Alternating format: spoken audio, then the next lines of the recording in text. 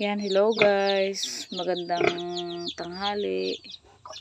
Yan, ari guys ay aking pakikilala sa inyo ang aking si Lucky guys. Ito guys ay buntis.